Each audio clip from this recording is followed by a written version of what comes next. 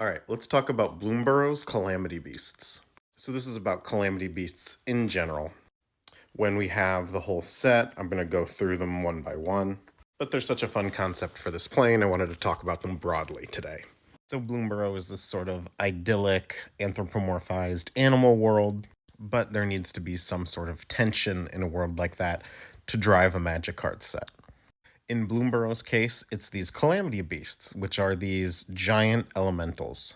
They are sort of the gods of this world, although they aren't worshipped as such. But they're not just walking natural disasters.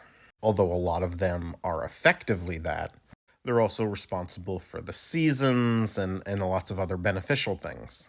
One thing I think is cool is that while the anthropomorphized animals are all sort of on scale with one another, the predator creatures, which is sort of how Calamity Beasts started out, are all like huge. They are on scale with what like a mouse or rabbit would be, meaning they're giant monsters to these animals.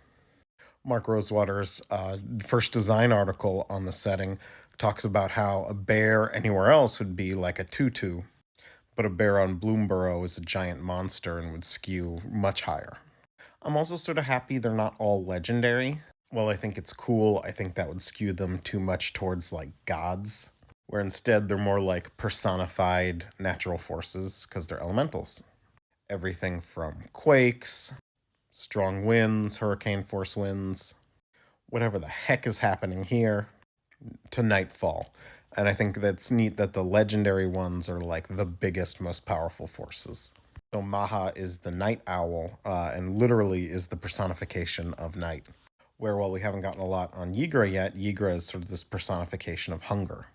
And then there's this other one that was just previewed in German, which is a Wolverine made of bees. I'm glad these can get weird. That's cool too. So tell me what you think about the Calamity Beasts. Personally, I just think they're weird and fun and add a dimension of conflict to this otherwise fairly idyllic world.